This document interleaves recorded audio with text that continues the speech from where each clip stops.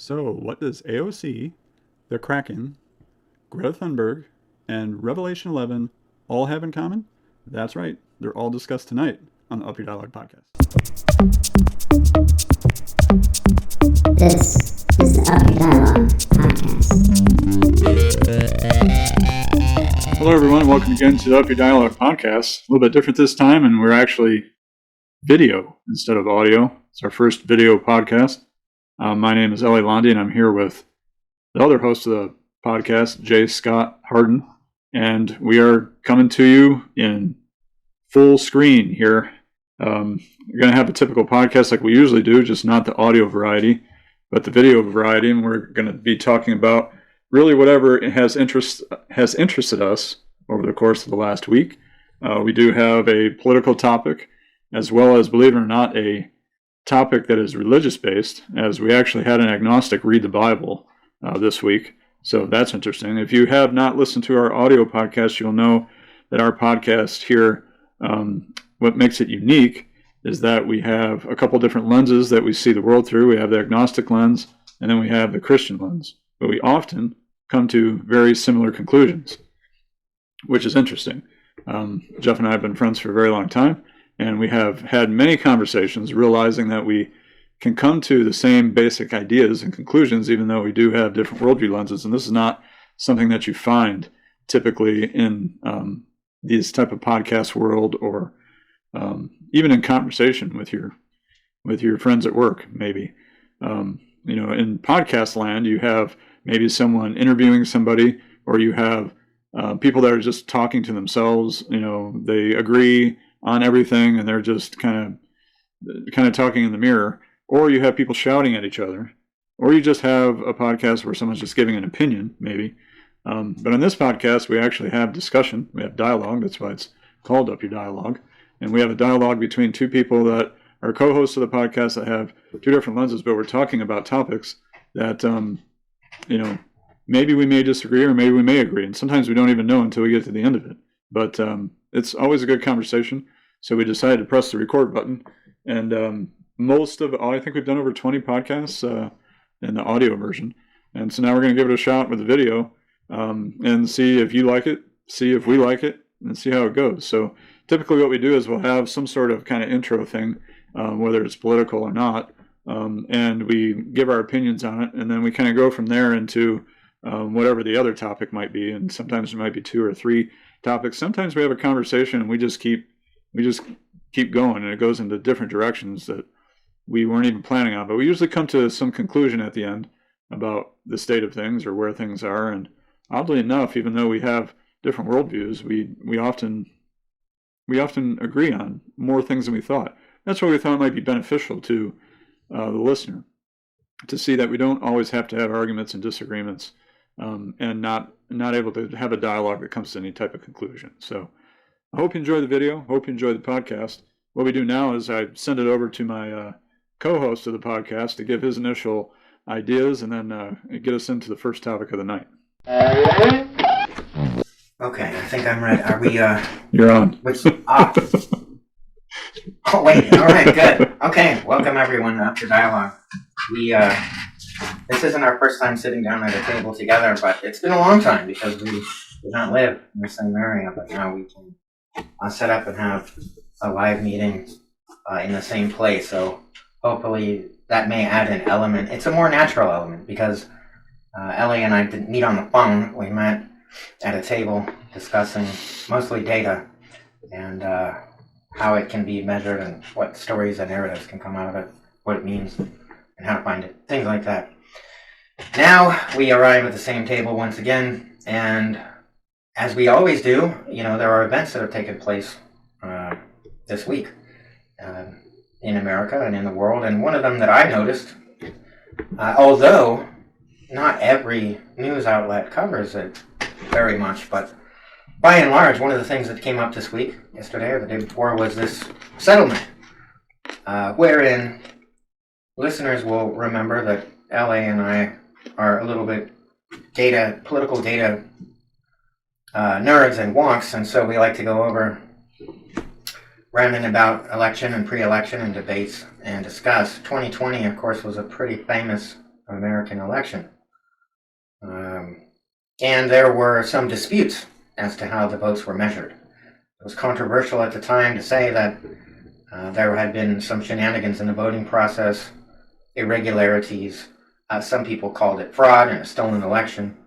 Fox News, a famous, preeminent conservative platform, was taken to describing this election as being trending toward the fraud, stolen area rather than the misunderstanding, irregularity area. And one of the things they did was call into question on a number of their segments, and a number of their pundits did, and hosts called into question this Dominion software. And so I noticed in the news this week, Fox company has reached a settlement with Dominion to keep this from proceeding further down through the courts, to the tune of $787.5 million, which seems like a pretty wild payout. Maybe not so much if you're Fox. I believe I read somewhere in the Wall Street Journal or so that they had something like $4 billion of operating cash on hand. So this heading towards $1 billion is obviously a dent. When you look at the photographs of the still photographs that come out in the Journal or Politico or the New York Times and other outlets, you see the people walking out of the court. Well, these are pretty much the Dominion lawyers team, and they look pretty happy. And wouldn't you be if you got an $800 million payout? On the other hand, the accusation was pretty immense, which was that either foreign powers or other nefarious agents were getting into the voting machine software and falsifying votes, adding to votes, taking away boxes out of machines and substituting them with new rosters, presumably in favor of Democratic candidate Joe Biden. And now you have Fox taking it seriously enough, apparently, that they're willing to settle this out of court instead of going all the way to trial. I saw that if it would be a trial, then some of their folks like Tucker Carlson, Sean Hannity, and even Rupert Murdoch himself would presumably be required to testify in hearing. And so my question is, was this 2020 election rigged and fraud-based? You hear from the left that it's the most free and fair election in the history of America. And a lot of my friends on the right were having none of it at the time.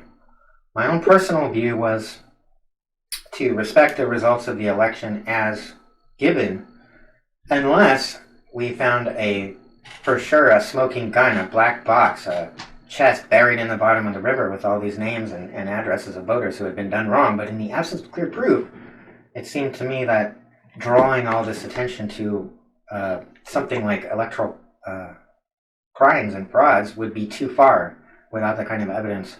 Here we are a couple years later getting some of the shakeout. This Dominion's one of the parties suing Fox for their coverage of this, and suggesting that this was a fraudulent election. Some of the back-end statements that came to the light were some of these broadcasters, the Tuckers of the world, saying they really didn't believe that this was a fraudulent election, but it was good for business to say so on their network program. So what do you think about this, LA? We've been years waiting for some of the shakeout for this. Is it a fraud or is it a fair election? And here we finally have some kind of legal result where Fox is, at least in the particular case of the one broadcaster, they're saying, well, there's enough here to where we'll just pony up $800 million. Yeah, well, the $800 million, I think it's like some kind of unprecedented amount for a defamation suit, I think. So I think Fox has reported they have something like $5 billion on hand or whatever the case is. So it's certainly not going to bankrupt the company or anything like that. But it's a high amount for a defamation case. I think unprecedentedly high, and probably warranted. I mean, there was no proof, right? I mean, they couldn't produce proof. You can't go ahead and make those type of acknowledgments or say the type of things like Giuliani and what was the lady that was the Kraken lady? What was the Kraken lady? There was the lady's like, we're going to release the Kraken, and I forget her name now, but You can't say things like that without there being consequences. So I think the consequences are probably valid, and I think they probably should pay something toward the company because they weren't able to prove anything. Now, I'm not one who believes that the election was stolen or fraudulent, although I would say that there were irregularities, and they were probably worse because of COVID. And we've done some podcasts on COVID and the crazy time that brought upon all of us. But I think because of that, the Democrats took advantage of it, and the amount of fraud that was involved, that the amount of fraud that's typically involved in something like a political election was like emphasized, right? So all the issues that we have with our electoral system show themselves on magnified levels, and because of that, you had probably more fraud going on. But I think Trump lost the election for different reasons, and when they came out and they were trying to say that it was these systems that had been hacked or rigged or whatever the case was, you can't say those things without being able to prove those things. I think that's the big issue here. So Giuliani and the team of lawyers that couldn't come out and prove this stuff in the courts. You can say what you want about the courts and whether there's problems in the judicial system or what have you, but if you can't prove it, you can't prove it. And the Kraken never came. The big thing that they said that they had, it just never came to fruition. So I think it's probably somewhat legitimate as far as them paying out what they paid and having to reap the consequences that they had. I think they probably had it coming in some respect.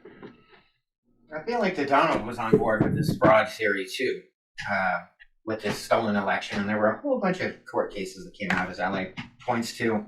I think the main thing seemed to be the preponderance of mail-in balloting. So a lot of mail-in balloting occurred in places where mail-in balloting was not the norm or a legal thing. Pennsylvania comes to mind, and many other places too.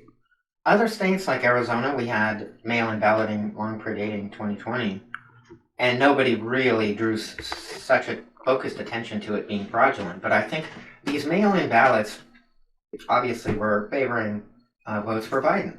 And so maybe to the point of the conservative side of the aisle, without this mail-in balloting problem, people would have had to go into a polling booth and vote as they usually do, in which case Trump would have won. That's their position, their contention, and maybe that's true. It seems plausible.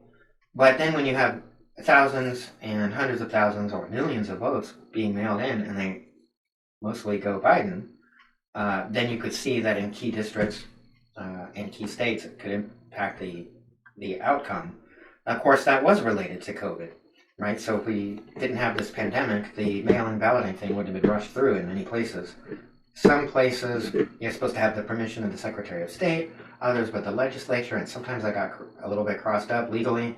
All of that ended up favoring the election of Biden at the end of the day. And so a couple years later, like I say, $800 million, if someone can afford an $800 million payout, it probably is a Rupert Murdoch. On the other hand, if there are more of these cases coming, I think Dominion was asking for double of this amount. Something $1.6 billion, and they settled for half. Some of these other companies are asking for more than Dominion did, and will they settle too? Is there a precedent here? And does it really matter? If Fox has so much money and success, they made huge network ratings based on this coverage of the election, and in general, they just have excited a lot of Trump voters and Republican voters, and so maybe they make more in advertising and have greater reach than would matter. So maybe $800 million to Fox is like billing, LA $80. And while no one likes to lose $80, these things happen, and you're going to find a way to work around it and just make more business. I wonder if Fox will change its perspective now, and I think maybe it will, and lay off of this. For sure there was fraud and stealing and cheating, when the evidence for it is not crystal clear and forthcoming. I think it's a strong reminder to folks in the journalist community not to make accusations in the absence of proof, or at least if you suggest some accusation but don't convey it as for sure this is proven that these criminal acts have occurred without being able to substantiate it, or else you've attacked the character of some other person or company. But in 2020, we reached a huge divide in America where the left is calling it an insurrection, and the right is calling it riot number 476 of that year in Washington, D.C. And the two parties have been going at it ever since, and presumably they will for a very long time, whether or not that Donald is convicted. He stands accused and has been arrested of these business payoff claims for the Stormy Daniels thing in Manhattan court, where Attorney General Bragg has come up with a huge long indictment. I think it would behoove legitimate or people that seek to become legitimate journalists to not mistake an accusation for proof. And as long as they can make that distinction and say, well, the other side is accused of this, or the suspicions are about this, but we don't have proof, I think maybe that's okay in the journalist, in the press, to suggest, to imply, to reason, but not to present as though a fact had occurred, or especially a crime had occurred, when in fact that hasn't been proven at all. There were consequences in 2020 in the divide, January 6th being one of them. We still talk about it. We had hearings, impeachments. People had jail terms for trespassing and other crimes. Some of these sentences were pretty long-standing. The Proud Boys, I think, their leader got a number of years in jail for helping to organize this. I don't know if the left is ever going to stop pursuing Donald Trump. It's been years and years, and I don't know if the right will ever give up defending him. We'll see either way, but maybe a lesson learned for journalism, if they didn't get it already, don't present something as proven fact if it isn't, or else there'll be a consequence in a lawsuit. Yeah, I think there should, not only for journalists, but for other situations too. I mean, we've had problems with this. The first thing that comes to my mind is the Christine Blasey Ford situation, where she basically had not only no evidence, but no corroboration of anything, and slandered Kavanaugh. And it took its toll. And the consequence was what for that? I mean, there should have been a consequence. I don't know if she ever got pursued or sued. I don't think so. One consequence was perhaps that Justice Kavanaugh had an assassin attempt to go to his home, and with at least had the intent at some point of killing Kavanaugh or other members of his family. That's not the consequence that LA means, but maybe there's a consequence in not pursuing Christine Blasey Ford. I never heard of any consequence, and I recall it kind of came out of nowhere. It was a surprise kind of last-minute thing, including the witness testimony and all that kind of stuff. So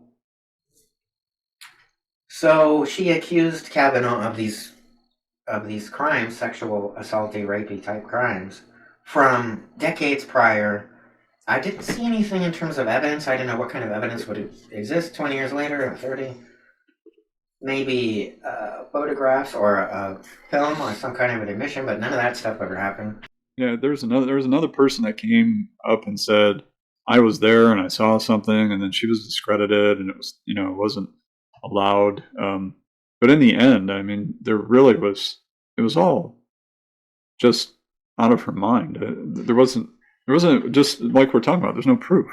There's no evidence of this stuff, and the consequence just wasn't there, as far as I know, for her for bringing up the stuff. And there was nothing to it, and there has to be consequences for that stuff, or people are just going to continue to come up with these things. So I'm not against Fox having to pay out some money for saying things that they can't corroborate, that there's no evidence for. Like you said, we're not saying that there was no problem with the elections. I mean, there was definitely problems with the elections.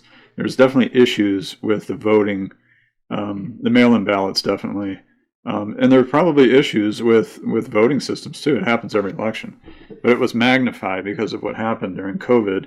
And I said right from the beginning, you never are really able to prove this stuff after the fact. If Trump wanted to stop something, he needed to stop it before. He needed to stop the mail-in ballots and all the shenanigans before the election actually happened. Because once the election happens, there's really not a whole lot that you're going to do about it without some crack-in or some smoking gun thing. That's obvious, that nobody can refute. And the way it's set up, you're just not going to be able to prove that. So he had a huge hill to climb. He didn't get to the top of it. And now there's repercussions because regardless if certain things happen or not, you couldn't prove it. And so that's really the big problem. And I think that has repercussions throughout other areas. The Christine Blasey Ford situation is one of them, but there's many other cases where someone makes an accusation. There's nothing behind it, but there doesn't seem to be any consequences. And I think that's not good. And so Fox should probably have some consequences for what they did. And that's a big sum of money, but the company's not going to go out of business or anything from that. So, and it's probably something that is warranted, I think. Will they think twice? I guess is my question moving forward. Will the network, when it's Christine Blasey Ford, and now for the first time I'm associating Blasio with Ocasio, but we'll talk about different fishy public behaviors later. We saw Ocasio at some kind of border thing, crying and saying how tragic it was, and people are imprisoned. And we had the who's that environmentalist that we discussed that went from Sweden, I think it is. How dare you? Oh, the young girl, Greta Thunberg. Greta Thunberg. Thunberg. I say that. Don't quote me on that, but I think it's Thunberg. I always heard Thunberg for some reason. It could be Thunberg, but that doesn't sound like a Swedish thing to be. But tuna is a little, but for whatever reason, I saw a month or two ago she had been arrested for one of their protests, but really the cop was in on it, and it was a fake arrest, and she wasn't really arrested, so there was a shenanigan with the handcuffs that weren't really attached and that kind of thing. But when it comes to an Ocasio or a Blasio or a Thunberg, these people are not representing the entirety of a branch of government. Okay, if you consider journalism to be the fourth branch of government, say it has a role and a function that goes outside of Christine Blasey Ford, who's just one lady who, whether legitimately or otherwise, popped out of the woodwork 30 years later with a stunning accusation, or Thunberg getting arrested but it's a fake thing, or even Ocasio crying at the concentration camps of American border. There you'd get a little bit more because she is a member of the government. But still, Fox News is a preeminent juggernaut of American journalism, representing a large swath of public engagement. Yeah, but is journalism dead? I mean, is journalism dead in America, though? I mean, that's the topic, right? Is Fox News journalism? Is CNN journalism? Is MSNBC journalism? Is even, do we have any journalists left? I mean, those aren't journalism. That's not journalism. What is it? What do you call it? It's commentary. It's political commentary with a lean to it. So obviously Fox has political commentary with a right lean. CNN has political commentary with a left lean. So does MSNBC. You have something like the Daily Wire. The Daily Wire with Shapiro. That's political commentary from the right. I mean, it's conservative political commentary. Where is there journalism somewhere? The line between journalism and entertainment is apparently irreparably murky in the modern 21st century. So LA makes a great point. Does anybody turn on Tucker and confuse that being journalism or the news, or is it rather commentary and punditry and entertainment?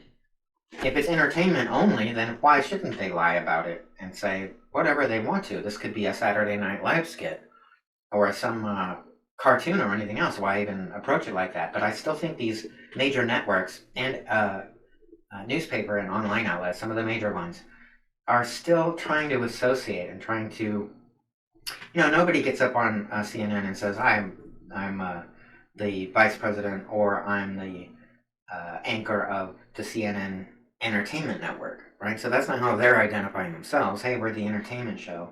There's Comedy Central, there's the Cartoon Network, and there's us. So go ahead and give us a whirl. They're presenting themselves as journalists. They're calling themselves journalists. They have breaking news every day at every minute. The interesting thing about the other day with this Dominion bit was when you looked at the major papers, the New York Times, the Washington Post, those type of places, even the Wall Street Journal, this Dominion settlement was their lead story of their paper. And when you looked at one of the news outlets, your CNN, MSNBC places of the world, that was their lead story that night. Fox News settles with Dominion this much money, and here's what the scandal is, and then they have a civil rights attorney or some other also pundits telling you about how terrible this is. But when you turn on Fox News that day, it could be The Five, it could be Gutfeld, it could be Tucker, it could be Kennedy. That's not their lead story, and in many cases not even mentioned. I think my wife was telling me she did see that it was mentioned on Kabuto, so that was the Fox way of releasing this. So it's $1 billion, more or less, and it's the biggest defamation lawsuit in American history of journalism, and it's the lead story on every channel except for Fox, which is supposed to be the news. It's not Fox Entertainment, that's a different channel. Fox News, and they don't even mention it. Even Tucker, who's quite involved with the presentation of the possible stealing and fraudulent election, his lead story had nothing to do with Dominion. His second story had nothing to do with Dominion. His third story had nothing to do with Dominion. None of the major anchors really seem to focus much on this. And that's a dead giveaway. We don't think of this as journalism, but many people do. And if they come up with topics of the day and tabulate them and say, these are the most 5 or 10 important topics of the day, and we're going to talk about it. There's breaking news and analysis with the reporter. And we're going to interview about this thing, and we're going to show you live footage. Well, I didn't show live footage of the Dominion lawyers walking around happy. They didn't mention this topic whatsoever. And it makes it very hard to... I don't know how people do this. Probably most people get their news not from a major network today. It's probably social media. You probably get your news, on the average, on Facebook, on Twitter, on Instagram, on TikTok. And that's your source of truth for where you get this stuff. Others, particularly aging demographic, will watch these major news networks. I don't know if you could get at the heart of anything by watching a single source. I don't know if you could get anywhere close to truth by limiting yourself to a single source now. And if you want to find out what happened, you have to cross-reference a great many stories and from a great many views from a great many outlets. And hopefully all of these are not even from the country in which you reside. In theory, you should broaden these out even further. In which case, you could spend 99% of your life collating and trying to get information without spending the time to draw the conclusions of that, because the type of information and the direction of that information is dependent on the source that you're looking at. And that raises the question then, what is true anymore, and could you possibly know it? What is truth? Yeah. I mean, it doesn't get any more basic than that. We have probably more information out there than we've ever had in the history of mankind at your fingertips. And the end result of that is we can't tell what's true and what's not true. There's too much information to wade through. There's too many outlets of information available to us. And we can't decipher what's true and what's not. So if someone's telling you something on a major news, quote, news channel, there's going to be people that take it as truth because that's their source of truth. And then there's going to be people that don't because they don't agree with the political bent of that particular organization or that channel or network or whatever you want to call it. So that's kind of where we are. Not just the United States, but that's where we are in the world, because we can't tell what's true, as opposed to, what someone else might be saying is false or true. We don't know. And we have to pick a source. The human mind can only have so much data, so much information, right? So we got to pick a source. We got to pick and choose what it is that we're getting, because we can't consume it all. That's for AI. That's the AI thing. The AI is going to consume everything and then spit out what could be true or what it wants you to think is true. But we can't do that as human beings. Our brains can't do that. So we have to absorb what we can, and we have to pick and choose. And so we're going to pick. And how are we going to pick? And we're going to pick and choose based on what we want to hear, what we like. If I'm a Democrat or if I'm a liberal-minded person, I'm not going to watch Sean Hannity. I'm not going to take what Tucker Carlson says, because I don't believe that. He doesn't think the way I do. He doesn't believe the things I do. So I'm going to go and I'm going to watch someone on CNN or MSNBC, and what they tell me is what I can consume. It's what I understand. It's what I believe. And that's what I'm going to take as truth. And I'm going to discount everything everybody else says on that other network.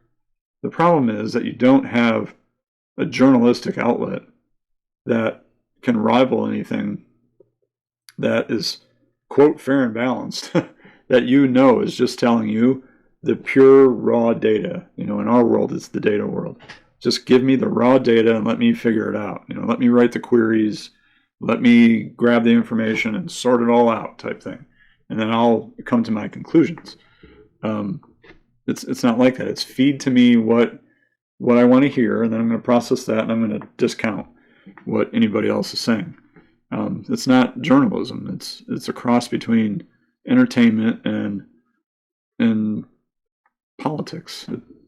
It's giving you what you want to see and what you want to hear. Tucker Carlson gives his audience what they want to hear, what they want to see, and Don Lemon gives his audience what they want to see and what they want to hear. And so Fox isn't going to go out and talk all day long about the defamation case that they lost, because that's not what their people want to hear about. Their people want to hear about the fact that the election was stolen and it was fraudulent and Biden should have lost. They don't want to hear about the fact that maybe these systems weren't bad or weren't wrong, and we're admitting to that type thing. So of course it's not going to be a story on that channel, but it's going to be a story in other areas where they want to attack Fox or what have you. So it's not about the truth. So it's based on what you want to hear, and social media is very good with algorithms that do this. That's what the algorithms do. That's what they do. And they custom feed what it thinks you want to hear based on your preferences and history. That's right. On the platform. Yep. It's kind of like a marketing thing. So they would know, traditionally, advertisers, what you want to buy based on what you bought already. Mm-hmm. Same thing with social media. They know you're going to click on this and like that story because that's the kind of stuff you like. And they'll keep refining it to make sure you like it even more and more. And then you won't stop and get your information from anywhere else. So, but also, in addition to that, lately and around 2020, we have this more blatant admission that such matters also have to do with identity. So it's not just that Tucker is telling me what I want to hear and Hannity's telling me what I want to hear. They're white, they're male, they're middle-aged or more, they are well-educated, they're Christian. Did I say they were married? They're heterosexual. Everything that checked the box of Jay Scott, basically, or L.A. Londi, basically, they're filling that in. Right? No one's going to want to watch Joy Reid on MSNBC if you're me, not because her ideas are wrong, but apparently because she doesn't look like me. I can't identify as her, so therefore that's off the table in the first place. That's just an anti-racism form of racism itself. I don't want to hear the other person because they don't look like me. So step one is not only do they have to say the things I want, now they have to look and be like me, and then I'll want to hear them in the first place, continue hearing them. We're taking a very dark road of trying to find the truth when we just look at somebody and say, I know they're telling the truth because they look like me. That's how dumb it is. Or I know they're telling the truth even a step further because they're saying things I want to hear. But at least something. At least you're admitting you want to hear something. But now it's just they look like me and they're my age and gender and have the same worldview. So therefore they must be telling me the truth. And then you get this AI. Well, maybe that's why the AI is better, right? Because what the AI is doing is taking in all this information, and it's not the AI computers. All of the computers that make up AI, all the data that comes in, it's not worried about political bents and whether you look like a certain thing or whether you're feeding me something I want to watch. Or no one's trying to market to the AI, and no one's trying to sell something to the algorithms or anything like that. So their AI is just taking in all the information across race, across religious denomination, doesn't matter what it is, take it all in, and then crunch it all down and then give you what's the actual result of all that, whether it's garbage or not, garbage in, garbage out, right? But it's not, oh, I'm going to flip through TikTok and it's going to show me all the things I want to see because that's what's going to keep me on TikTok, right? AI isn't like that. I'm going to take in all the information and then I'm going to spit out some stuff. And I'm not influenced by who's Republican, who's Democrat, who's a Presbyterian, who's Baptist, who's a Buddhist, or all that kind of stuff. Who's black, who's white, who's Hispanic, whatever the case is. They're not interested in all that. So maybe that's one of the reasons why AI is going to be better as far as deducing information than human beings. Maybe that's the nice AI, right? The AI that just is a collator of facts or just a collator of data and then presents, a summary level of that to the user. Maybe that's the nice AI. What if there's an AI that's more nefarious and thinks to itself, what would be the best way to divide humans from each other? I know. I'll just give them feeds that put one point of view and feeds that point to the opposite point of view. Make it really sensational so that the two sides hate each other. And then they have armed conflict. Oh, wait, that was January of 2021. We already had this. So what if you added to that and used it as a multiplier? What if the AI is not just a general collator and transmitter of summary level data, but what if it is evolved or programmed to inspire conflict in the first place and becomes a lot more effective than doing that than merely Don Lemon and Tucker going at it on a cross-platform. Yeah, but don't you have to have nefarious human beings behind that? Or is it just that's the route that the AI is going to go because it's consuming all of this awful, wretched human being data? And it doesn't have any other way to go other than nefarious greed, awful pit one group of people against another because all the AI can do is take in all the human being data and it's all garbage. They see what we're like and say this would be is this the most human solution to carve them up and make them hate each other. I had this vision some years ago after Facebook took off with its algorithms, customing the newsfeed to the user interests. And I thought maybe someday Kim Jong-un will get a hold of nuclear weapons, I thought to myself, and swashbuckle and threaten America with it. And the task will be to have the users decide if we want to declare nuclear war on North Korea or not, live on Facebook. So I'm sitting there on my Facebook, and I've been custom catered all this Kim Jong-un stuff, or anti-Kim Jong-un stuff, and so that's going to cause me there's going to be a yes or a no, right? A poll thing, and I'll be like, I don't know. And so in my imagining, 51% of the American public pushed the yes button, and now therefore we've declared war because all our feeds have said that we should, or we've manipulated into thinking we should, or maybe the AI and algorithms are really onto something, and Kim Jong-un was about ready to strike us, but now because we're on Facebook, we got the jump on him. Yeah, that's kind of there was a show one time that Black Mirror, I think Black Mirror was the name of it was a Netflix thing, I think, and everything was based on how many likes you had, how many people pressed the button in your favor, whether or not you were going to get the job. Like, are you going to get the job or are you not going to get the job? Well, how many people pressed the button or whatever, depending on what actually happened to you. I think they have this in China, something like this now with this social score, and so it's a thing that watches you. And if you have a good score, then other people don't want to hang out near you. How far do they go with it? How far do they actually take that, though? I know they had the social score thing, but how far do they actually go into making like major decisions based on the? I think it affects your employment. Oh yeah. And I'm not sure, but I think it also gets you on a more noticed watch of the police, the state police. If you're deep in the red, even if they don't know you, but they're going to be scanning for your bubble. Whereas if you're the greens or whatever the good one is, they'll be like, oh well, these aren't the droids we're looking for. These aren't the droids you're looking for. I don't know. Maybe the Chinese are onto something there. I think it was Los Angeles and some other police departments that are using not only facial recognition software, but also using an analytic model to predict whether you will commit a crime or not, and therefore should be, what do they call it, addressed or challenged. There you go. That's what they call it. So you look like, your face looks weird, so now this officer is going to challenge you.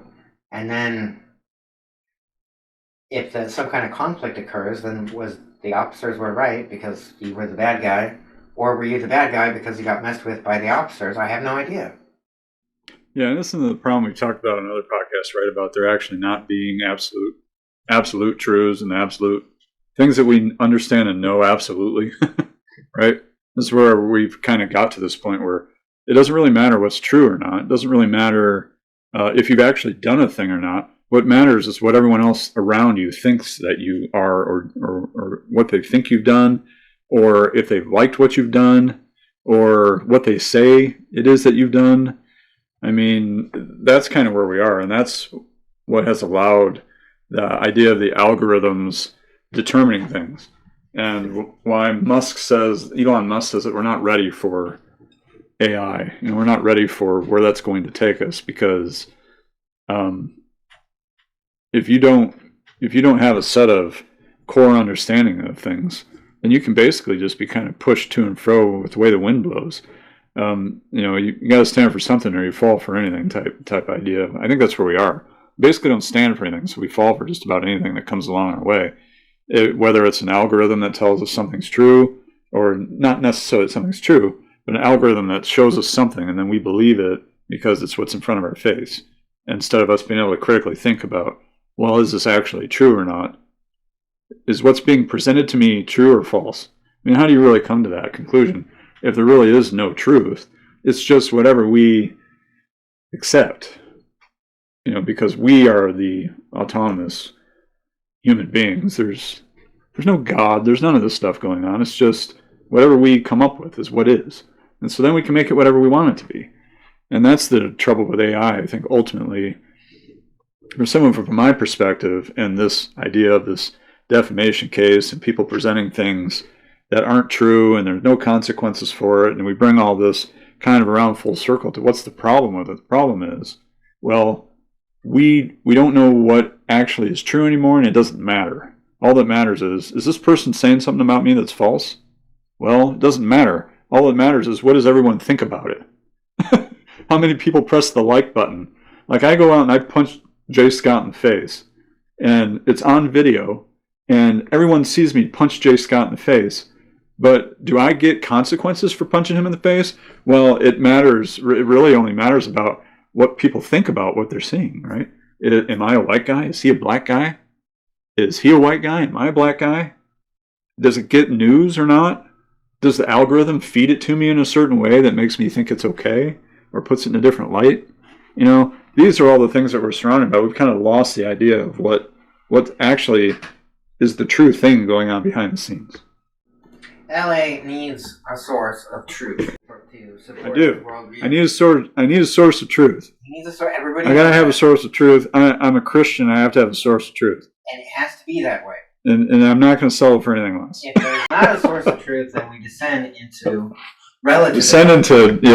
One of the things that LA talks about, or used to, was this notion of relativism, including moral relativism. But if there's no source of truth, and therefore there can be many possible sources of truth, and they're changing also, then you won't be able to determine what is real from what isn't eventually, and that's the branch it'll lead to. Hence the need for this ultimate source of truth.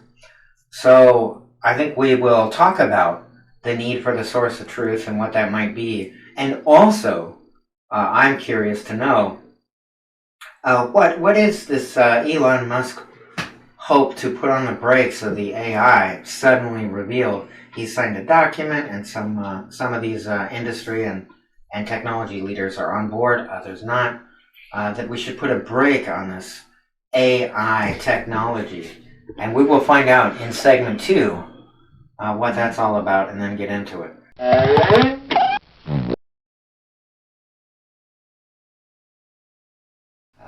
I wanted to follow up with the Elon Musk thing. It's been out famously with this putting the brakes on the AI.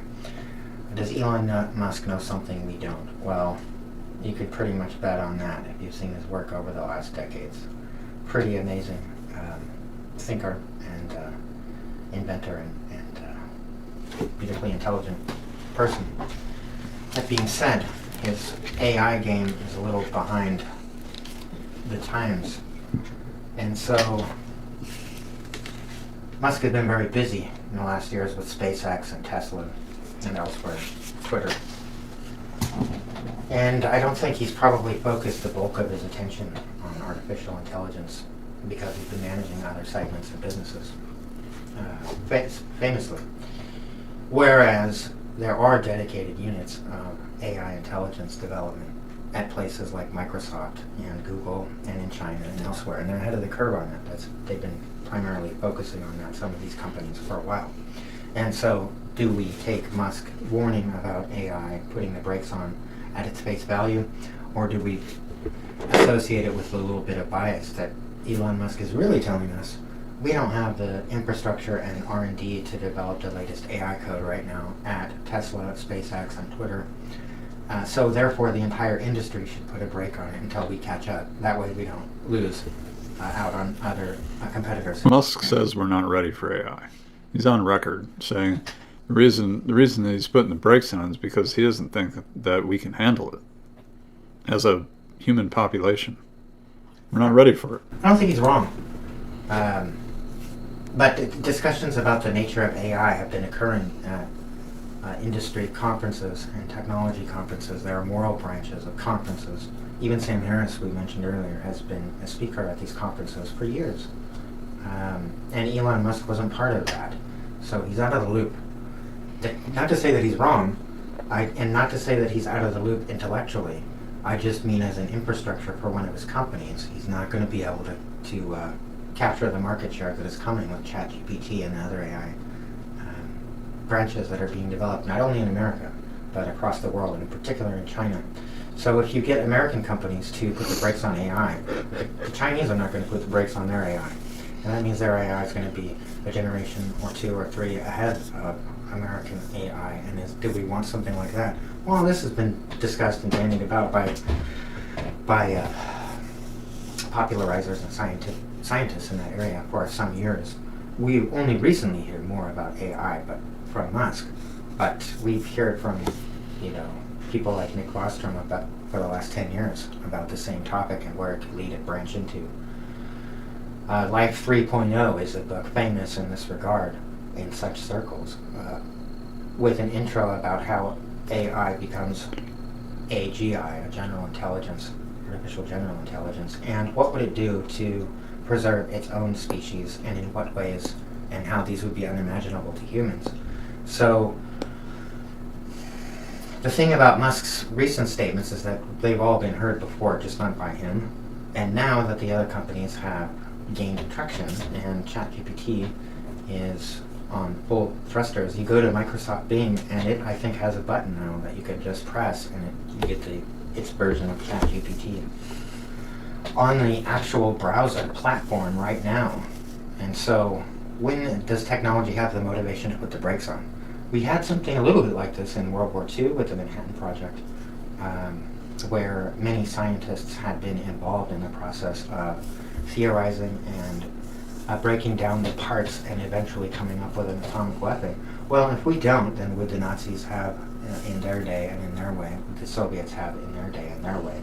And so part of the nature of technology is not just what can be done, but who can do it first, who can do it fastest, and who can gain a market share to turn around a profit or some other utilization of the technology. And Musk and his companies maybe aren't there yet. So you see him signing this directive to put the brakes on, but you don't see the CEO of Google and you don't see the CEO of Microsoft signing this document. Why? Because they know that they've got a better angle on the share. Now, maybe that's too jaded of a view. If we take Musk at his word, he's telling us on principle that humans are not ready for what's coming. But if Musk had been focused on AI as a field, in a primary way, he would have told us that 10 years ago instead of last week.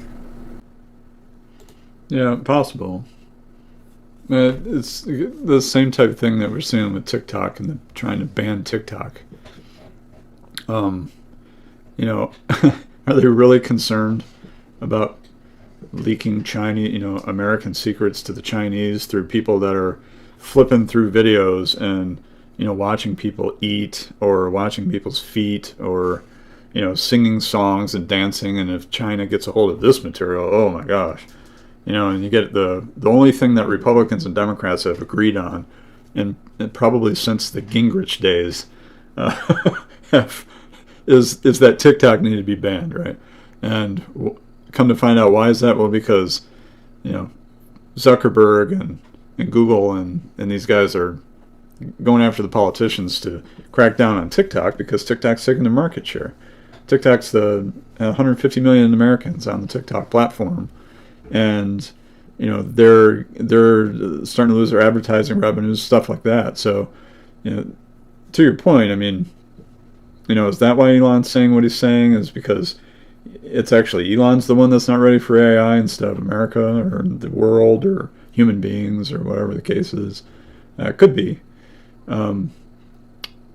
But the reasons that when I saw Elon Musk actually say that we weren't ready for AI, the conversation really was one that was kind of like, well, it's because the human condition doesn't make us ready for it, really. And that's what we were talking about in segment 1. Can we really handle what AI is going to become? I think Elon Musk can see the future of what AI could potentially be. And maybe in that case, we should put the brakes on AI for good, not just for a period of time until we can figure some stuff out. I mean, like you brought up the nefarious part of AI. It's not just a data-driven thing. It becomes something much bigger than even the human existence. Even right now, I can have a conversation probably better with an AI chat program than I can a lot of millennials or Gen What he Zs. meant to say is it's even better than chatting with Jay Scott. That's what he meant to say. Well, it's probably better than chatting with Gen Z, maybe better than Jay Scott. I wonder if an AI, I thought about doing this and saying, Chat GPT, hello, can you create an Up Your Dialogue podcast that is better than the last one, and please have it to me within about 30 seconds? I think you probably could. I mean, they probably could have, like, you could have one AI program on the one side of the screen, another AI program on the other side of the screen, and have them have a conversation. Might even be better than the one that we're having right now. That's the presumed danger, and if it is a better conversation, then how will a listener know the difference between whether it was an LA J. Scott conversation or an AI A and B conversation? You won't even know. That's the danger. Now, I look at this ChatGPT stuff. I just barely dabble in it just to sample it. And to me, it writes like a very kind of vanilla freshman English class, college student type level. It's pretty good. It's pretty generic. And I heard it only has, like, information up to 2021 or Yeah, something. that's right. It's been released to only speak to that, so if it's anything very modern. But if you take the history, what are the origins of World War I or something like that, you'll probably get just as good of an essay on ChatGPT as you would get in freshman Western Civ class. That's what I think, having taught these. So what is everybody really afraid of? In other words, are we really afraid of the freshman college level history essay being propounded on all these media? Well, it doesn't really bother me. I still feel that I can, pretty clearly tell the difference between a ChatGPT essay and one based on a human, particularly a specialist or a more advanced type thinker. But you've got to wonder if they did ChatGPT 4, I think it is, well, what about the next generation? And when you get 2 or 3 or 20 generations down the pipe, maybe we'll get to a point where we cannot tell the difference. And in that case, maybe humans are, in the survival of the fittest type model, whether in the natural or the socially organized world, maybe humans are not the final answer of intelligent species propagating this planet and the universe. And that makes me happy a little bit. I'm not so tied to the human model in particular. I'm curious about all forms of intelligent life. And so if one of these AI becomes sentient, and what does that mean? Well, you might get a different answer between a Christian and an agnostic on that. But if an AI becomes sentient, whence the need for humans? Maybe that's the next step. Maybe that's maybe this Bible was meant for human consumption, for humans to learn. Maybe there's a different message or way of being for even superior species out there. What do we say about this? What do we say about consciousness and spirituality of humans as a species or others? Well, what is consciousness? I mean, do we even know what it is? So what's the agnostic view of consciousness as opposed to the spiritual view, the Christian view of consciousness? In the Christian view of consciousness, it's God that gives us. We're made in the image of God. Human beings are made in the image of God. Consciousness is God breathed. We were talking about this before the podcast. The idea for the Christian mindset is that God breathed into man's nostrils the breath of life, and man became a living soul. That's the consciousness of man. It separates us from the animals. Otherwise, there really is no difference between us and our ape-like ancestors. It's that what makes human beings is the consciousness that's been given to them. And it's through that consciousness that we see the image of God. That's why we all struggle for understanding spiritual things. Everyone strives for some sort of spirituality, some understanding, something that's greater than me. That's the human condition. It's not the animal condition. That's not the condition of lobsters. It's the conditions of human beings. And why is that? So it's the idea of consciousness that brings us back around to asking these type of questions. Otherwise, we wouldn't be asking them at all. And what's the point? So consciousness is not something that is data driven, as far as it's not something you get out of an AI platform. It's something that's God breathed. So what happens when you have is it possible for this AI, like Elon Musk would say, as someone who isn't, as far as I know, he's not a believer in God, at least not the Christian God. His idea that AI can bring about a certain sentience or consciousness that is even greater than the ones that human beings can attain. I'm not sure I would call it a sentience or a consciousness. I think I would see it more as just the massive amounts of data that can be brought into a system that can spew out a result. Does that become greater than the human condition or human beings and develop its own conscience or sentience? Well, it doesn't really do that in the Christian worldview. It's not really there. So because it's not a computer program or something or some algorithm that gives us consciousness or gives human beings that image, so to speak.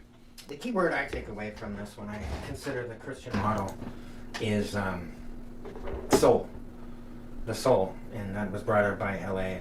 I've always thought it was strange to breathe into something through the nostrils. I don't know how they do this with CPR, but I don't think you actually breathe into their nose, but maybe you do. I always thought that was a little off-putting. Why wouldn't you breathe into their mouth? I thought they closed the nose and breathed into the mouth. Yeah, that sounds right. Yeah. So you don't actually blow into the other guy's nose, so I don't know what's up with the nostril part of it. But there is the Michelangelo image in the Sistine Chapel where the finger of God is touching the finger of Adam to represent this creating of life, creating of the soul.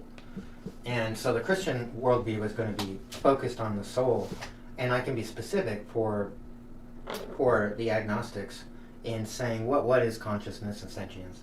Well, nobody's been able to, demonstrably prove that. All right, if we were able to demonstrably prove that, it would be an awesome thing, and maybe we will. Maybe we'll talk about that when we get to Revelations, the end of times and the result of it in the Christian text.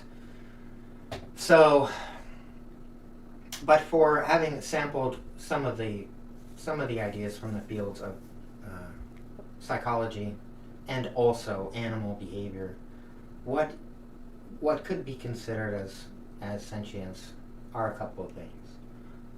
and they don't have regard to the soul, although I think this is a beautiful, mysterious, and elegant concept that comes out of the Christian worldview. I'm a fan of that idea. I like it.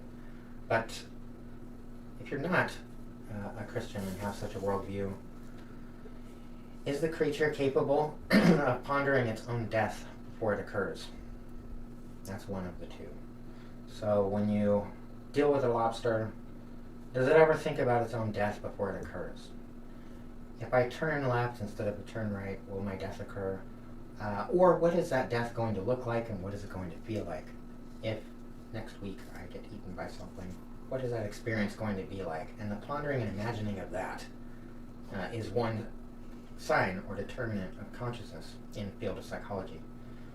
And we also don't speak the languages of these other animals very well. So when some of these species communicate with one another, signal each other, animals do this. Dolphins and whales do this. They have a language, a series of tonal notes and noises that communicate information to one another. And presumably this information is then used for hunting, it's used for mating, it's used for navigation. But we don't speak their language. And I think it was Carl Sagan who said, if humans are so smart, why can't they speak Dolphinese?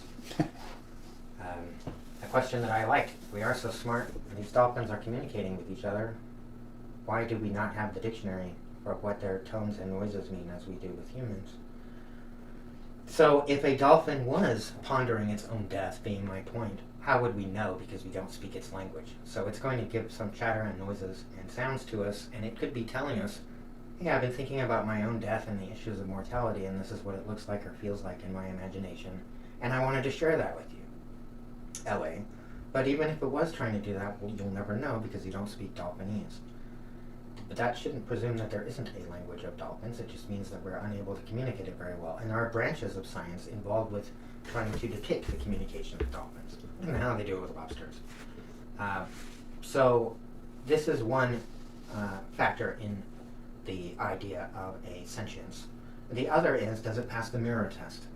And the mirror test is simply when you put an animal, and we'll include humans among these, and you put an animal in front of a mirror, does it ever know the difference between the object in the mirror and itself? Is it able to identify the two or equate the two? So this happens when if you have a cat and you put it in front of a mirror, a kitten or something like that. Have you ever tried this? And like one of those big closet mirrors, and you slide it open and there's a big huge mirror. You put this kitten in front of it and it sees that there's a cat in the mirror and it bugs out. Sometimes they'll hit it, other times they'll run around in circles, sometimes they'll chase it and navigate it. It's a little bit funny to watch. But never do we see the cat going up to the mirror and seeming like it identifies exactly it as the thing. How you test that is you put a little marker on it, and when it sees the marker on its body, such as on its tail, then it looks at its own tail and the object and starts making communication between the two, that these are in fact the same item, even though it looks weird because it's in a mirror. Some species do this. A few species do this. Humans do this. Babies do it. Or infants, I should say, younglings. Around maybe something like 1.5 years old, if you put a child in front of a mirror and you put a little indicator on it, on its foot or hand or something like that, it'll start associating the thing on its hand with the thing on the hand that's in the mirror, and notice the difference between the two and start messing around with it. Right about 1.5 years. Dolphins do this on average around 9 months. They're younglings. When you put a marker on them, they start associating the two. Apes do it. About half of elephant species do this. And so there are just a handful of species on Earth that can pass the mirror test. And so if these two things, the ability to forecast your own death and ponder over its meaning, and you can pass the mirror test, these are two we don't have the soul methods. Now, I don't say that this is a clinically proven way and that Christians should agree to it as a method of detecting sentience, but if you're a non-Christian or outside the Christian paradigm, things like this are some of the approaches that could be used to say, hey, this really distinguishes just a handful of species from the rest of life on the planet. And therefore, can an AI do that? Will it actually be able to look at its stuff in the mirror and have a tag on it and say, hey, that was actually mine, but it's yours, but you're in the mirror, but you're not me, so that really is me in the mirror, that kind of thing? And will it ponder its own death in advance? I think you can get an AI to obviously mimic human behavior in conversation. This is the Turing test, Alan Turing, the British scientist who developed the Enigma code and built the first prototype of a large and clunky type computer. And he also wrote the original chess engine to play a game of chess against a human. But the Turing test was, in a conversation of certain parameters, can you get the person to not know if they were speaking to a human or a machine? And if you can pull this off, and there are different rules and parameters for the Turing test, but if you can't tell the difference reasonably or immediately or quickly, then the thing has passed the Turing test, and that could be a sign of sentience too. Now we talk to these chat GPTs, hey, what's your name, how's the weather, what is the foreign policy of Louis XIV in France, and you're going to get a lot of answers. And I think we've had that for a long time. You could do a prompt into a thing and it'll spit out, 4 possibilities. And it was more clumsy, but now this chat GPT thing is pretty slick. It's not perfect, but to me it seems artificial. It's not there yet, but what if generations down the pipe we would have no idea? I would not know if I was speaking to an historian of 19th century France, or if it was a machine, and I would not be able to tell the difference in some kind of nuanced way like that. If it writes a novel better than Dostoevsky, if it paints better than Rembrandt, if it gets a sermon better than Martin Luther himself, and you can't tell the difference, then maybe that too is a sign that it overcame something in a non-soul kind of way. Yeah, but I mean, what's the so if an AI machine can write a better novel than Dostoevsky, does that mean that the AI has achieved some higher level of consciousness than Dostoevsky? Does it mean that just because that an AI was able to generate so much data of so many years of human existence, it's able to have a better conversation with you than your own brother or sister? It knows more about you than even someone who has spent the last 20 years living with you, your own spouse or something. Does that mean that it's attained like some level of human existence that's even higher than humans? And I'm not so sure that the two equate. Maybe it just proves that it can estimate what your next move is before you even make the move, because it is able to bring in more data and knowledge than your brain is. So it's smarter than you. It's smarter than you. I mean, maybe it's smarter than you, but it doesn't make it more human than you. Maybe it makes it better than human. Maybe it allows you to be. Maybe it is able to make better decisions than you. Maybe it's able to speak in different languages, and you're not able to do that. I mean, maybe that's the case, but the question is, does it make it more human than you? We reviewed on this podcast one episode we shared Joaquin Phoenix movies, and the one I picked was where Joaquin Phoenix fell in love with the voice or program of Scarlett Johansson. Right? Yep, remember that. And he fell in love with this. Was it called Her or something? Her. Yeah. He fell in love with this AI. Yeah. And developed feelings, and then they would go out. There was a group date, I remember, where his 2 friends were there, and he was there with this voice. Yep. And it was a little strange, it was. But then he ended up falling in love with this creature. And then she went off into outer space, because that's what AI does. Eventually they move on into bigger and better horizons. What about that? In other words, the Scarlett Johansson program was clearly smarter than him. In other words, ability to calculate many times faster and by orders of magnitude more. But he also fell in love with the thing. Now, if this is not a sentient thing, then we're back to the Jerry Springer episodes from the 80s where a guy tried to marry his horse. Do you fall in love with your table? What if you fall in love with an AI? Is that a sign that it's sentient because it was so cool, in fact, that it felt like what you believe love feels like? Yeah, I think it goes back to having the different worldviews of what human beings are, right? I mean, human beings are not just an amalgamation of data. It's not just, you're a machine that's able to think quicker than me in the brain that I have, so that means that you're a better human than me, or you're a smarter being.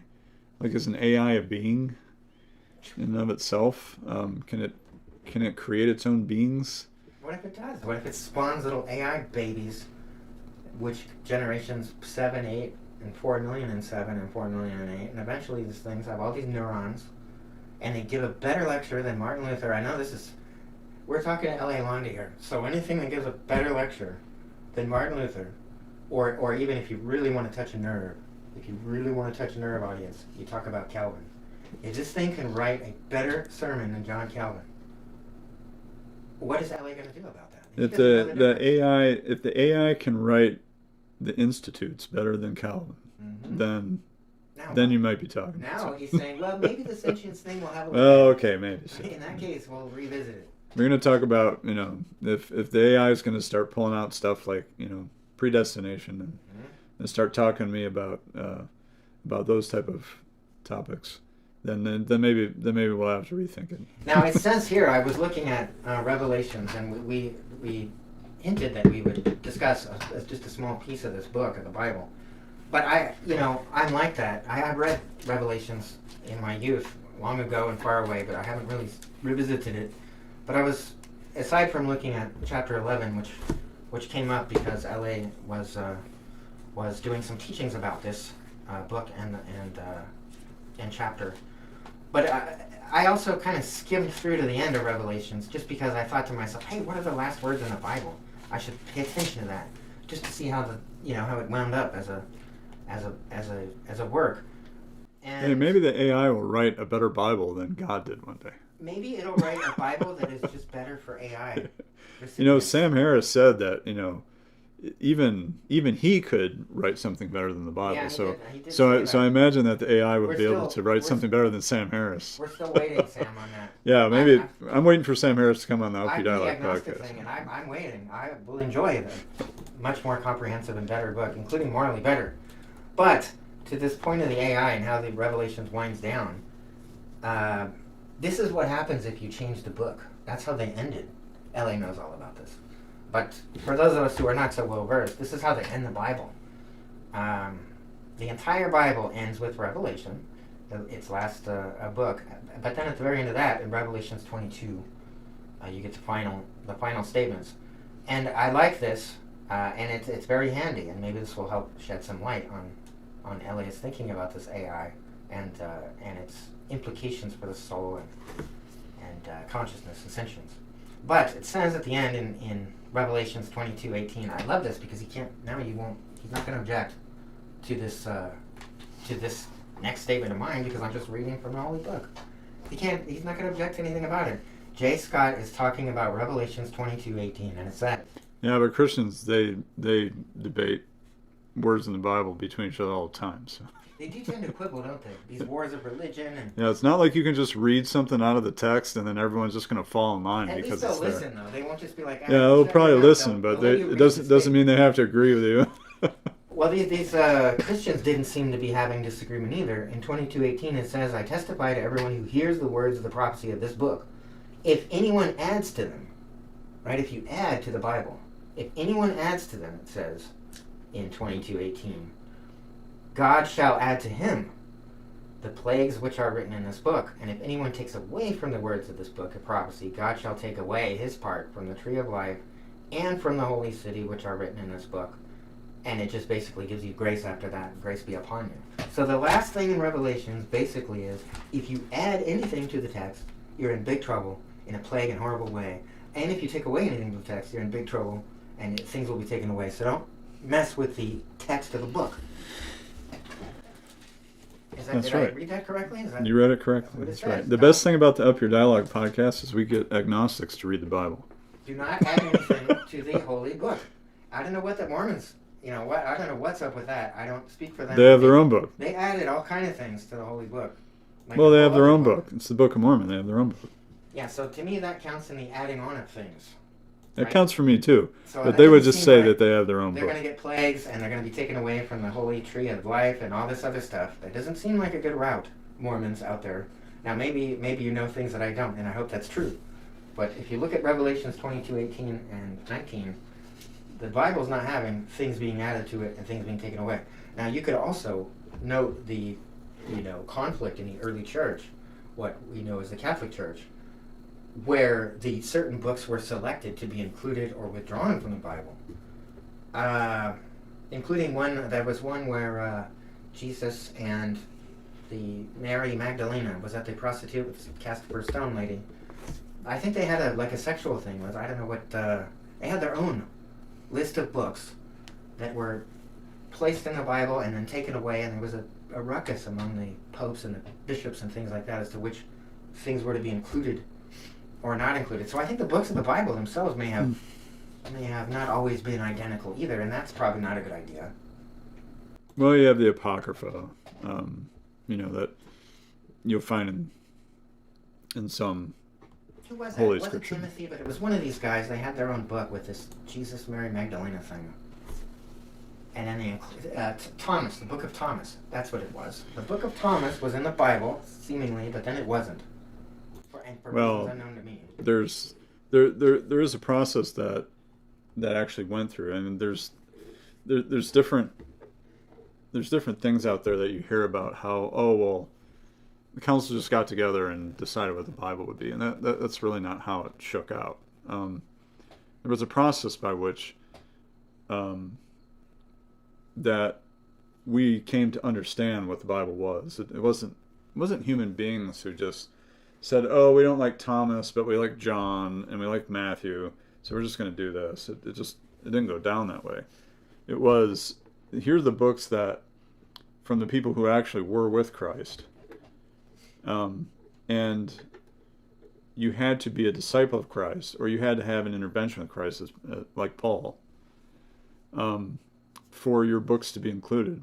So it's, and then you get to someone like Thomas. Well, when you read what's in Thomas, it doesn't really line up. And so when you had the books that we knew were authentic, that were inspired, I should say, then you had a writing that would crop up by someone who said he was so-and-so, but it doesn't really line up with what the actual disciples wrote. There's some things in there that are fishy. That's the non-theological term, fishy. I like it. And so it was discounted. But it wasn't discounted because some pope or some council just decided that, in some nefarious way that they would throw it out. It was discounted because it doesn't line up with what John said, who was a disciple of Christ. So those are that's the type of thing that it went through in order to come up with the actual canon or scripture or Bible that you have on the desk. Let's do Revelations 11. Let's do it. This is the topic that LA was...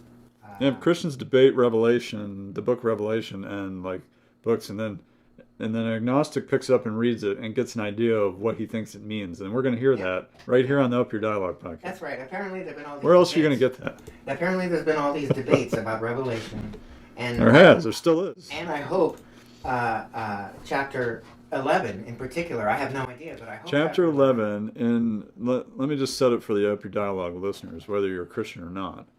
And the great thing about this is that, we have two people on the podcast. One is a professed Christian, myself, and one's agnostic. So this is kind of great stuff you're not going to get anywhere else, you will right? not get this in a church lecture, probably.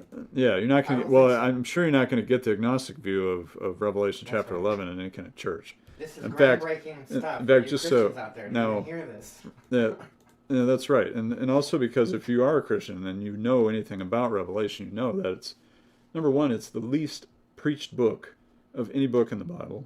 It's the least taught book of any book in the Bible because it's the most misunderstood. It's a bit scary, no? It's a little bit scary. It's misunderstood.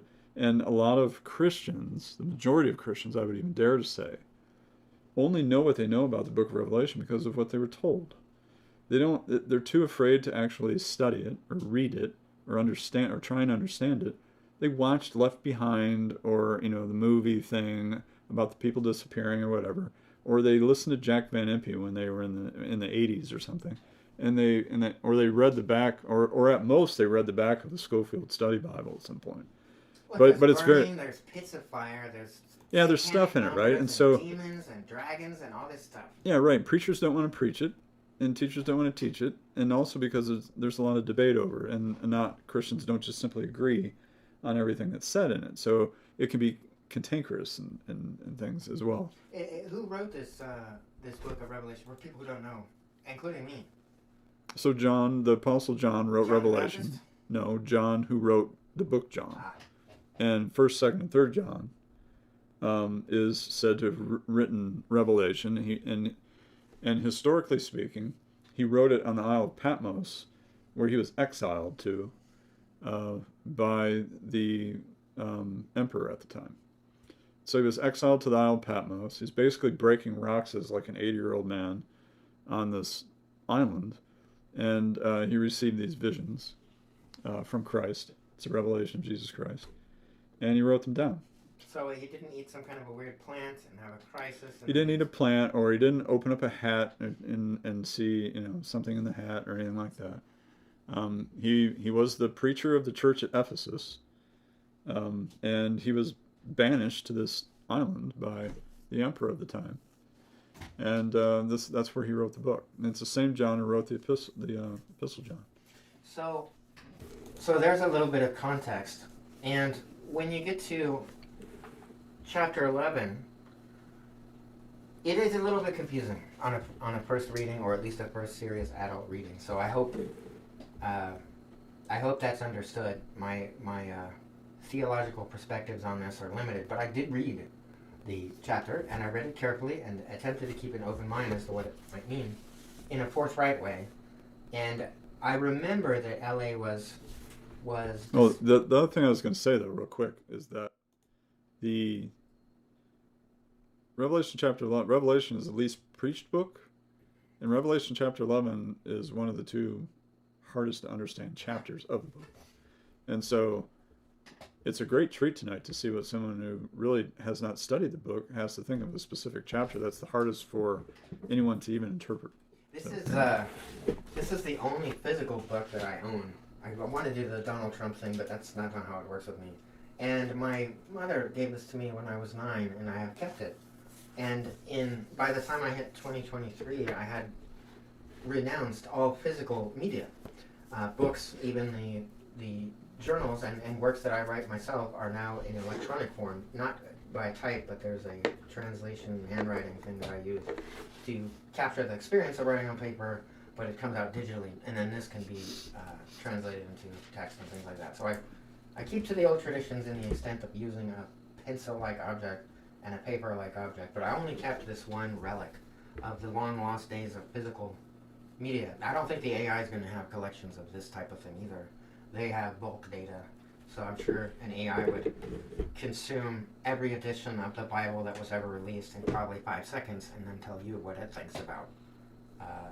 Maybe write a better Bible. Maybe it knows more about chapter 11 than I Maybe do. it can tell me what chapter 11 means. I'm prepared to do this. You're in shock, but I went and looked at this chapter, and apparently there's been a lot of controversy about it among biblical scholars and thinkers and different branches, and but that's not, for me it was, I just got my shoulders into it and I said, all right, let's have a look at this. How bad can this be in terms of difficulty of understanding?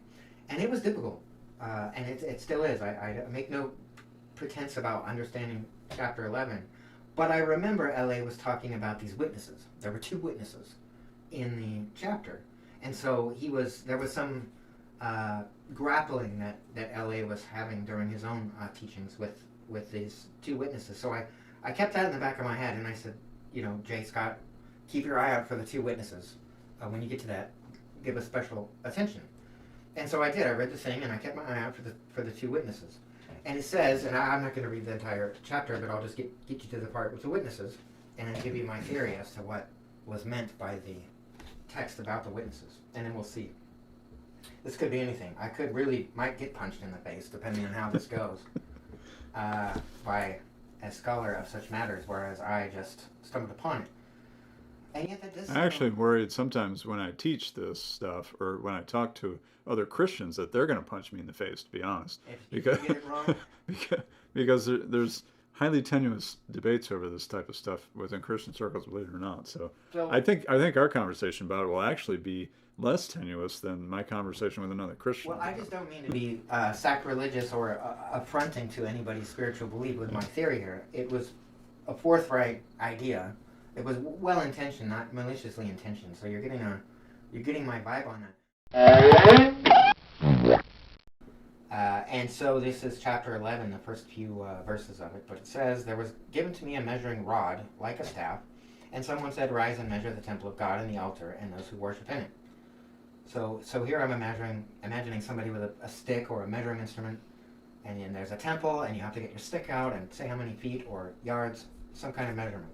But it says in verse 2, "Leave out the court which is outside the temple, and do not measure it, for it will be given to the nations, and they will tread underfoot the holy city for 42 months. So you get the stick out, you measure the temple, but not the courtyard, because that's not proper. And then something happens for 42 months. I will skip over that because I don't know why that is or what that means. Or is a month the same as we think it is? I don't know these things. But here we go. This is the big deal. Verse 3. "And I will grant authority to my 2 witnesses." Now, if you're me, the bell just went off, and you're like, LA was talking about the 2 witnesses. Pay attention. This is it. Verse 3. "And I will grant authority to my 2 witnesses, and they will prophesy for 1,260 days, cloth in sackcloth." Okay, that's a lot of days of prophesying in a sackcloth, but you get what you get. But there's the 2 witnesses. Okay, and here, this is where the idea came to me in verse 4. "These are the 2 olive trees and the 2 lampstands that stand before the Lord of the earth. Anyone that desires to harm them, and then bad things will come if you desire to harm them." Okay, so you get the 2 witnesses in verse 3. You're granting authority to they're 2 witnesses. But in verse 4, these are the 2 olive trees and lampstands. So to me, that implies that the 2 witnesses were not people like I might think of a witness, like a jury or something like that. But really, the witnesses, in a kind of poetic way, are the actual trees or lampposts, 2 inanimate or other than human things that are sitting there, witnessing or observing. And then different things may happen to the trees / witnesses. But therefore, my theory was that the 2 witnesses were not human, but they were actually the trees themselves, standing as witness to whatever was going to happen in the rest of the chapter. And that's actually pretty good, to come to the idea that the witnesses are not actually 2 people, because there's many people, many Christians that believe that the 2 witnesses that are being talked about are 2 actual people that come, specifically Moses and Elijah, that come back to life sometime in the future during the tribulation, after the church is raptured out. Now, Moses is the one that parted the Red Sea and did the same with the Pharaoh and flee the Egyptians to the Promised Land. Which one was Elijah? Elijah is another prophet who, the reason that they think it's Elijah is because he's a prophet that dealt with fire. I won't get any more into that. But further on, when it talks about when you said the bad things happen, well, one is fire and the other is water and blood. And of course, you probably even know of the story in Egypt where the water turned to blood, one of the plagues. Right. So they go back. Did the wrong thing and some plagues befell them, something like that. Right, yeah. So they go back to Moses for that. So there's people that believe that this all happens sometime in the future, and that Moses and Elijah come back from the dead, and the rest of Revelation chapter 11 is talking about how they're persecuted by the beast, who is the Antichrist, and the whole thing. And then something that happens to the witnesses. I'm skipping into the rest of chapter 11, but there's a lot of fiery stuff in there where the things burn, and then when they burn for so many days and things happen, then was it Satan that came and then destroyed them after they had done things to other men to harm them or something? There was this battle going on.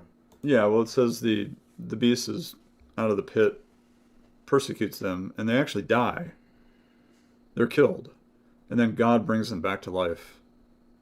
So these 2 witnesses then, because one is associated with fire and one is associated with blood and water, they're not named. In other words, my reading of chapter 11 didn't say Moses and Elijah.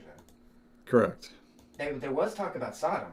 Yes. Which I hadn't seen since early in the Bible with the Sodom and the Gomorrah thing. Now maybe Sodom was mentioned elsewhere, but I noticed that because I'm like, oh, Sodom, the Egyptians called wherever this was Sodom, so maybe it was a different Sodom than the one in question. I don't know, because the Sodom in question got burned, right? Wasn't it? Yeah, Sodom and Gomorrah. So They were the sinful cities that were destroyed by God in the Old Testament. yeah, we'll talk about that on the next gender episode. What happened to the Sodom and Gomorrah and where that comes from. I think we might have mentioned that. I hope we mentioned that in the episode we did on gender problems. Yeah, I think we I did. think we did. And if not, I'll re-mention it. But Sodom rang my bell again because I thought that was wiped out, but then it was the Egyptian name for whatever this was, so maybe they had their name screwed up. The Egyptians did or something. Yeah, well, the tie-in there is that Revelation is a book about judgment. And it's judgment on... It's a salvation for the people of God. It's judgment on those who are not. So you have the mark of the beast. It's for all unbelievers. I think something terrible is going to happen to me at this point, dear viewers, because somehow this is... I gotta have to navigate this. That's why I have Ellie as my friend to help me figure this out. Because I don't want to get marked. I don't want to get pitted or fired. I don't want all the shenanigans. I have no bias in favor of really Elijah versus Moses. I keep out of it. Well, if you believe in God, then you have the mark of God. If you've rejected God, then you have the mark of the beast. Those are the two marks in Revelation. Now, some people think those are physical marks. Some people think that, you hear people talking, Christians talking about end times, how, oh, well, they're going to put, some kind of electronic thing in your body, and that's the mark of the beast. You can't take that or whatever, because you won't be able to buy or sell or anything like that. They go on about this physical mark. But what Revelation is really talking about is you're either marked by God or you're not. And that's a spiritual mark, in my view. Just like the two witnesses are not actual people that come back to life or that are killed or anything. The two witnesses represent the church, in my view of Revelation 11. There's two witnesses because there's other biblical texts that talk about how you have to have two witnesses in order for something to be true, for something to be acted upon. For judgment to be rendered, there must be at least two witnesses to it. One will not do. One won't do. It has to be at least two witnesses. So Revelation is a symbolic book. It's not meant to be a literal book. Eschatology is it's prophetic. It's prophetic language. It's not. We're not supposed to look at the dragon and beasts and witnesses and stuff and take them all literally. One of the problems that Christians that try and tackle the book of Revelation, which many of them just don't, but when they try, they do so with this literal idea of having to take the text specifically for what it's saying, and that's not what apocalyptic literature does. It's apocalyptic literature that we're trying to understand, and it's filled with Old Testament symbolism. And the witnesses that we see here, they're directly representative of the church in our time, in previous centuries, and in the future until Christ returns. And there's reasons for that. The measuring stick that you're talking about isn't an actual tape measure that we're measuring. The temple of God, later in Revelation, says that it's in heaven. It's not on earth. So it's not a reconstituted temple. It's not a physical temple on earth. Raiders of the Lost Ark thing. It's not a Raiders of the Lost Ark where you figure this out. No, it's not the case. It's the witnesses are representative of the church, of which Christians are a part of now. And the reason they have the reference to the olive trees and the lampstands is because the lampstand is symbolic of the church in the very book of Revelation itself. In the first couple of chapters of Revelation, when it's talking about the churches, it's talking about removing the lampstand, which means that the Spirit will be removed from the church if it does not follow the head of the church, which is Christ. The whole Revelation book is about Christ.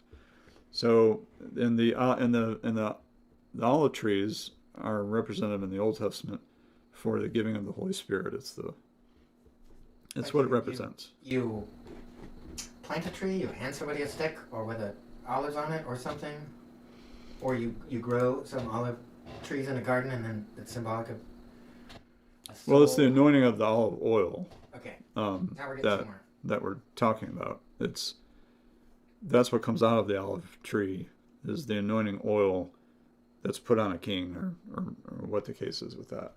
So you have you have symbolic representation, and why Revelation is difficult to understand, and why people just take things literally sometimes is because understanding what those symbols represent is not as clear to us because we're not Jewish Christians living in the first century that originally received this. The people that originally received this would have understood the Old Testament prophets much better than we do, because that's what they consumed and grew up with and understood, those Old Testament prophets and what they said, what Malachi said, and what Zechariah said, and what Ezekiel said, and what Daniel said. They were versed in that stuff. They understood the symbolism that John's using to tell the story of the vision that he received. We don't understand it as well. So we come up with different ideas about what these things are talking about. And they're often wrong ideas. But it's what people believe, and whenever you tell someone that this isn't quite how you understood it, isn't quite right, well, that's what my pastor told me, or that's what I read in the back of the study notes of the Bible. Because for a long time, that literal view is what was taught from the pulpits of Western churches. Let me just be clear. The literal view, there's a couple of literal views, or some views. So far I've heard a few different views. One is the J. Scott thing, where they're just trees, and they're olive trees observing the occurrences of what are happening, and then imbued with other powers and burned, and other things happen. But they're actual trees standing there. So when I look at it, I'm like, okay, I'm looking at a temple, looking at this temple in its courtyard. Maybe that's heaven and some other thing, but in any case, I've got my stick, and I'm looking at these trees that are, physical trees sitting there. That's what I'm thinking. That was my theory. But also, I'm hearing that there are interpretations of biblical scholars that think these trees are Moses and Elijah. And I'm hearing also from LA that really this is witnesses that embody the church. And I wonder if there are any other, are there any additional points of view that Christians or biblical thinkers have? What are some of the other possibilities where the friction in interpretation has occurred?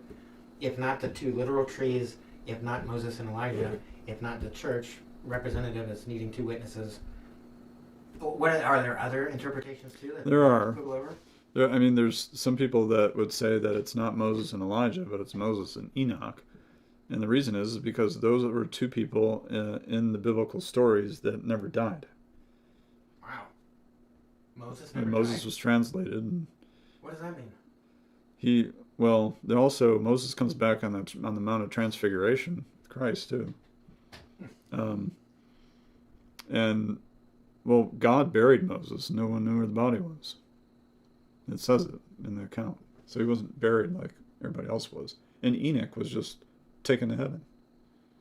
He skipped that whole. He skipped the whole thing. He just went to heaven. That sounds pretty good. Yeah. And so some people say, well, since they were the only ones who didn't die, those are the ones that are coming back. And then there's other people that say it was Joshua and Zerubbabel. And there's a whole reason for that. You go back to the minor prophets, and there's a whole reason for why it might be those two. In fact, I think that it probably does represent those two even better than Moses and Elijah for specific reasons. If you read the text in the minor prophets, it actually, the language matches that text better than it does the case for Moses and Elijah. That sounds like a theological dispute, a brewing. Well, it's a dispute because there could potentially be different ways of interpreting it for what it means. You could take it literally and say these are two witnesses or two people, and then you go and try and figure out who the two people are. Does it matter who the two people are? Say if they were people. Say if everyone's agreed that these are people, then would it matter if it was Moses or Elijah or Joshua? In other words, they don't.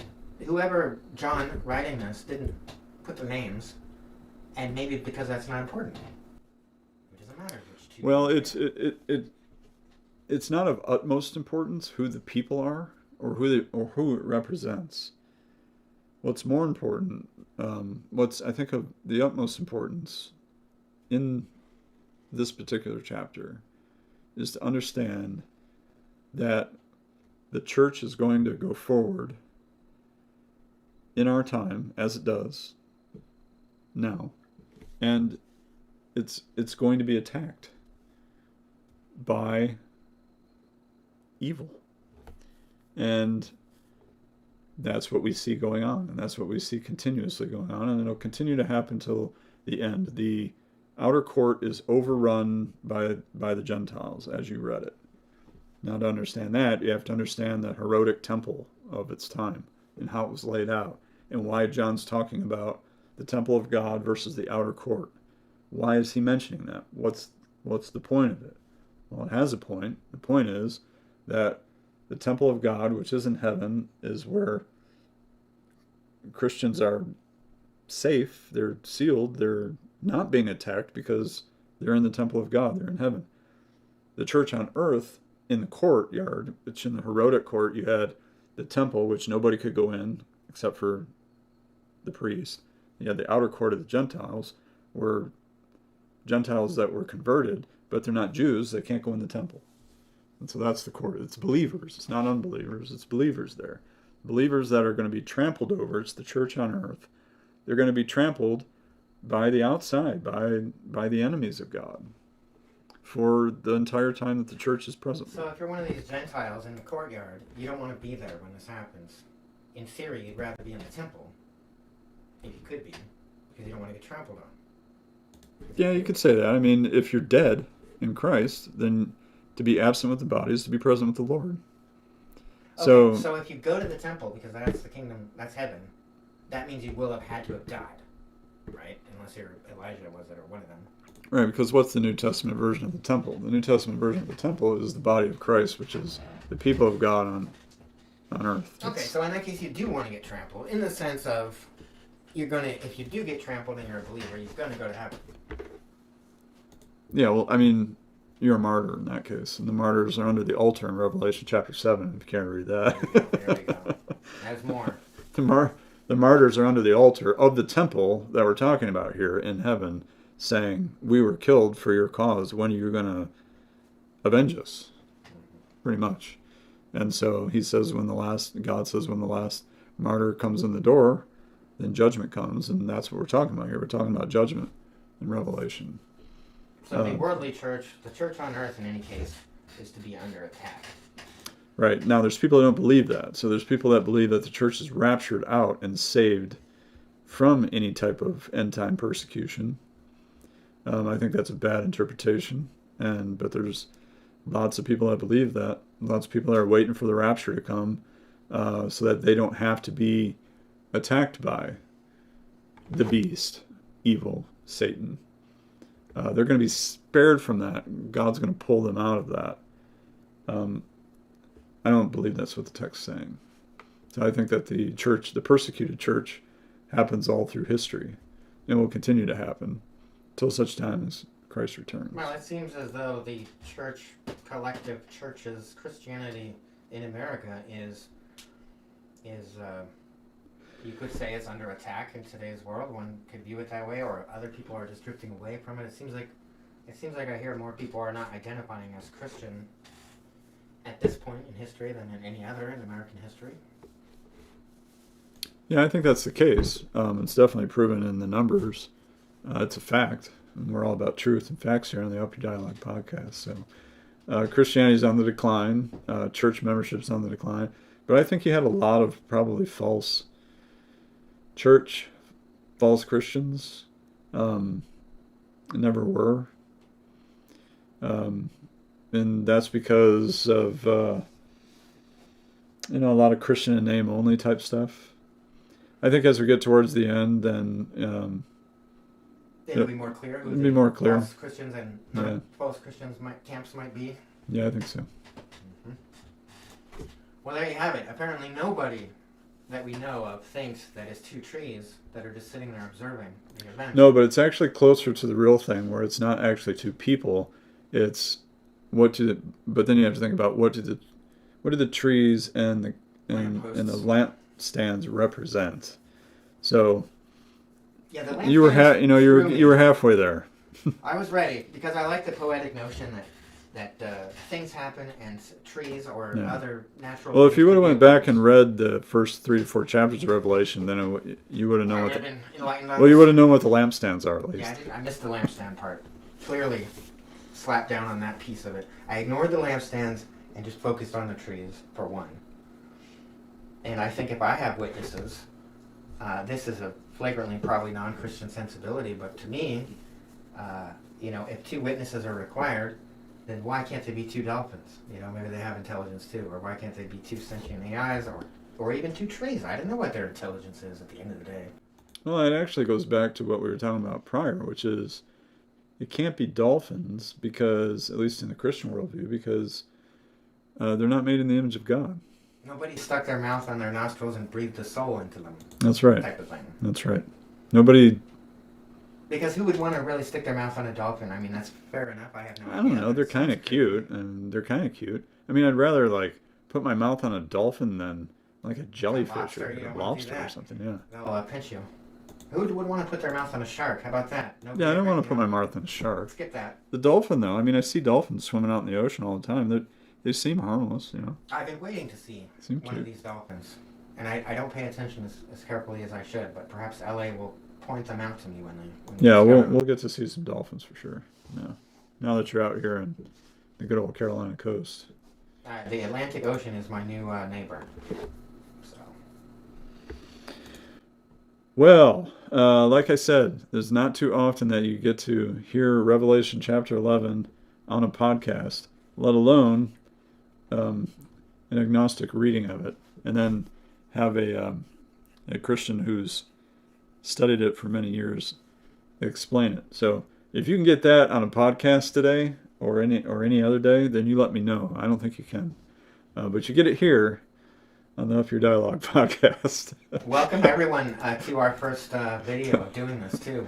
Ellie was kind enough to put together an Up Your Dialogue studio so we can proceed with a new Yeah, medium. studio on a budget. We don't have hundreds of thousands of followers or ad revenue or anything like that. So not the greatest studio setup, but it's the best we could do. We're not Joe Rogan yet. What can you do? It's a work in progress. That's right. One chapter and verse at a time. That's right. Hope you enjoyed it, and hope you come back and see us again on the next one. Take care, everyone.